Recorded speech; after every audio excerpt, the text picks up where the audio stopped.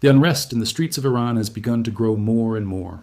After the events of the last few days, people no longer have anything to eat. And do not forget, once a person has nothing to eat, they do not accept any form of government.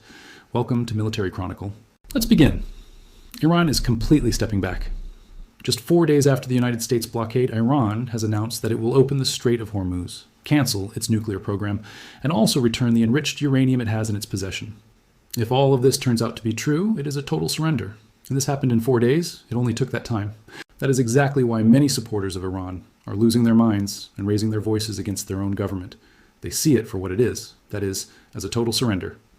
So, let's look at the details. This is the statement that Trump just made. Iran has announced that the Strait of Iran is completely open and ready for full passage. I assume he is referring to the Strait of Hormuz. Otherwise, I am sure that the Gulf countries are very unhappy that the strait has been renamed as Iran. However, after this statement, Trump made another one. Trump says that Iran has cleared or is clearing all the naval mines with the help of the United States.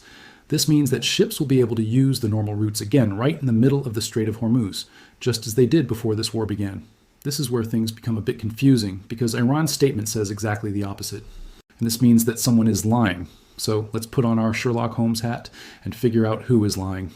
This is Iran's statement. The Iranian foreign minister says, in line with the ceasefire in Lebanon, the passage of all commercial vessels through the Strait of Hormuz is declared completely open for the remaining period of the ceasefire through coordinated routes, as has already been announced. Now, there are 2 important points to note here. First, Iran says that the Strait of Hormuz will only be open until the ceasefire ends. And the ceasefire ends on Tuesday, that is approximately 5 days from today. That is, if the ceasefire is not extended or renewed, Iran could begin attacking ships again, but that is a problem for the future. We will talk about that next week. This is a topic blocked in mainstream media and on some social platforms. The YouTube algorithm also considers this topic as risky, but I do not care. I will continue telling you the facts with the most accurate data. To help me overcome the algorithm barrier without using any click tricks, you can support me by liking the video. The second important point here is that Iran says that the strait is only open on coordinated routes. The Revolutionary Guard route that we talked about earlier passes behind the Iranian islands of Arak and Gesp. This is not the normal route that ships used before the war. So, as I said before, someone is lying, so let's take a good look at the map. Let's look at the live maritime traffic flow that we can see to find out who is really lying, because the map tells us everything. This is what we are actually seeing. This morning, a Greek ship carrying about 2 million barrels of crude oil from Saudi Arabia or Bahrain crossed the Strait of Hormuz with its AIS transponder turned off. However, based on what we know, we can say that it likely passed through the normal route, right in the middle of the strait.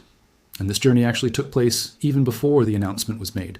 And while I am recording this video, there's another ship crossing the Strait of Hormuz. Literally, minutes before Iran's statement reached the internet, a cruise ship left the port of Dubai heading toward the strait. It is not using a designated Iranian route, it is using the normal route that ships used before the war. And in addition to that, the ship's AIS is fully turned on, meaning it is not trying to hide anything. Anyone in the world can see exactly which route it is taking, and this means that it is probably Iran that is lying. Of course, we must continue monitoring to see if traffic has returned to normal. But as of this moment, the Strait of Hormuz appears to be completely open. The reason why Iran is doing this now probably has to do with the United States blockade. And before getting into that, a quick reminder to press the like button and subscribe below. This really helps us enormously with the algorithm, and your support means a lot. Now let's continue with the news. As the Central Command said yesterday, 90% of Iran's trade, 90% of its economy is fed by maritime trade that passes through the Strait of Hormuz and the Gulf of Oman. And this is exactly the place where the United States Navy established the blockade 4 days ago. And because of this blockade, not a single ship has been able to pass. Nothing goes in, nothing goes out. The Iranian economy, which is already struggling, cannot withstand this kind of pressure. And this is exactly the reason why Iran is basically giving up all the leverage it has, and Iran is not receiving any money at this moment. That is why they are willing to negotiate quite fairly. However, for oil markets, this is definitely big news. Oil prices have now fallen below $90 per barrel, and while I am recording this, they have dropped by up to $3. And in addition to this, Iran is actually opening the Strait of Hormuz without getting the United States to lift the blockade of its own ports. This means that while Iran is stepping back, the United States blockade is still continuing. This tells you everything you need to know about who is feeling the pressure in this war. As the Pentagon said yesterday, the United States had the target locked and was ready to act, and Iran was not willing to test it again. Let's listen. Not more power than ever before and better intelligence. Even more importantly, better intelligence than ever before.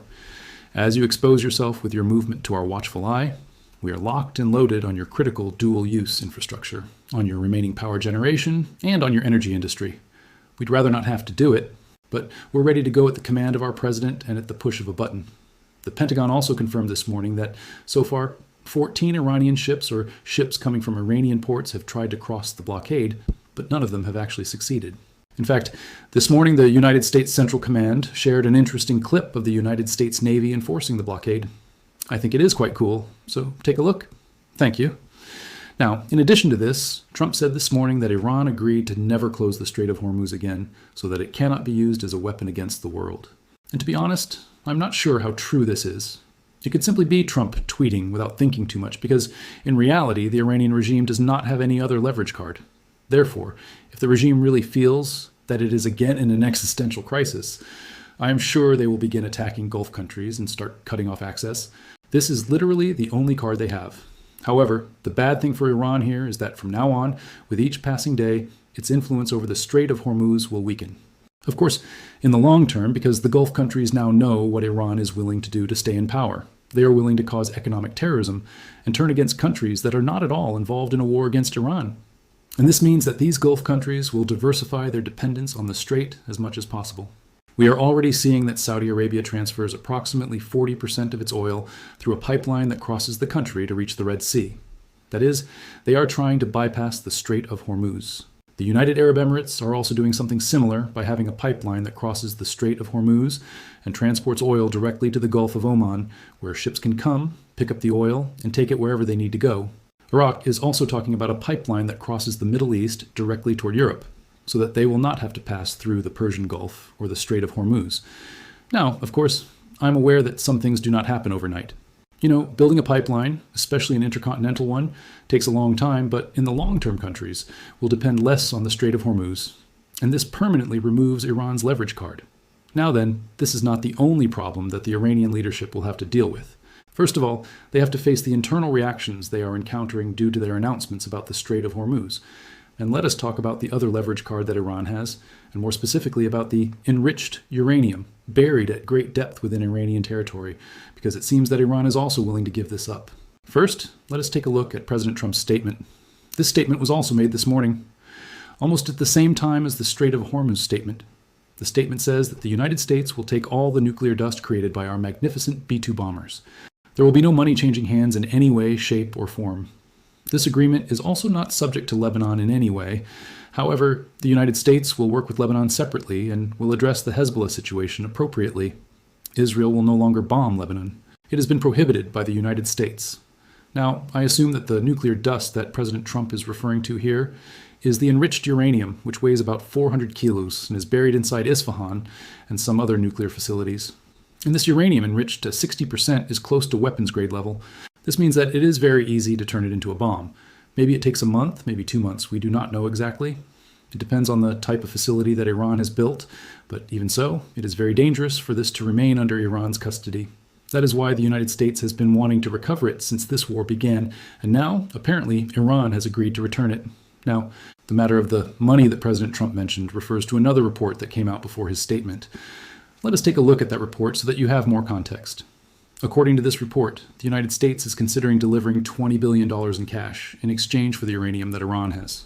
The report notes that negotiations between the United States and the Iranians have continued since the last meeting, and there is a very high probability that a second round of talks will be held in Islamabad this weekend to basically finalize the agreement. According to the terms discussed, the United States will deliver to Iran about $20 billion. But this is not United States money. This is frozen Iranian money that Iran will gain access to. And in exchange, Iran is willing to give up the enriched uranium. They not only have a reserve of about 400 kilos at 60%, but they also have other reserves enriched to a slightly lower degree. That is, they are probably at levels of 40%, 30%, maybe 50%.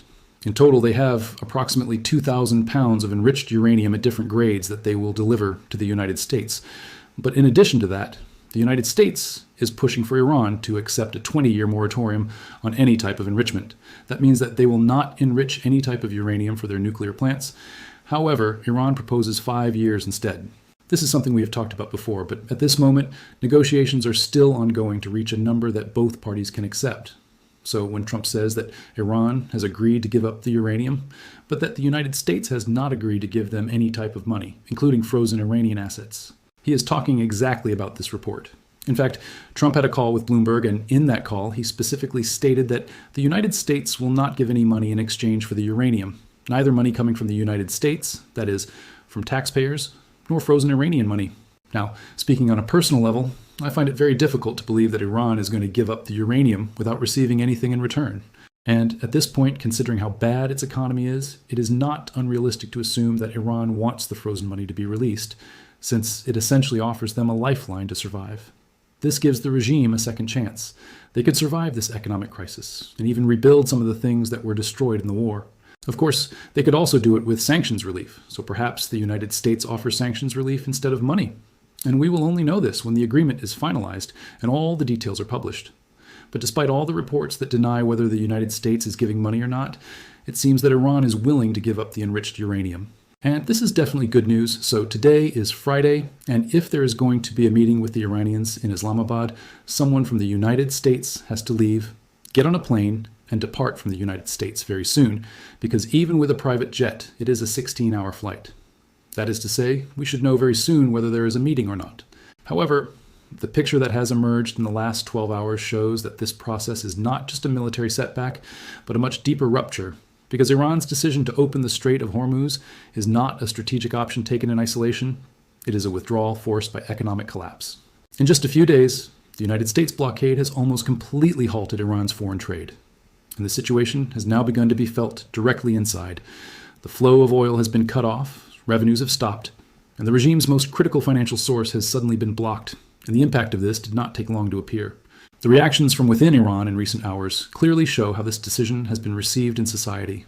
The opening of Hormuz in this way, which the regime has presented for years as its most important trump card, has created a serious fracture, especially among the regime's supporters. People do not see just a step back. They perceive it directly as a surrender. On social media, in local news, and in closed communication groups, anger is rising rapidly. But this is not the most dangerous thing. The real danger is the economic reality behind this anger, because at this moment, Iran is not only under pressure, it is running out of money. An economy that cannot sell oil, whose foreign trade has been halted, and whose banking system is globally suffocated, produces an internal chain collapse in a very short time. Salaries are delayed, imports stop, unemployment increases, and most importantly, the regime's ability to finance its own security apparatus weakens. And this is where history comes into play. The process that overthrew the Shah's regime in 1979 also began exactly in this way. First, the economic flow stopped, then the state became unable to pay, and finally control in the streets was lost. The picture that emerges today points to a much faster and much harsher version of this process, because this time, not only is the economy collapsing, simultaneously the flow of information is being cut, oppression increases, and society's patience is exhausted. And it is exactly at this point where the balance breaks. While the Iranian government retreats abroad, it tries to maintain control internally, but economic reality is the greatest enemy of political control. If the flow of money is cut, no regime can survive for long. And what is evident now is this: Iran is not only cornered in Hormuz, it is also trapped within itself. And if this economic pressure continues in the same way for a few more days, this will cease to be an external crisis. It could directly become an internal crisis in which Tehran loses control. Thank you for watching Military Chronicle. To support me, do not forget to subscribe to the channel and like the video. We have also activated our memberships for you. If you want to be by my side and contribute to my development, you can help us through Super Chat and join subscriptions.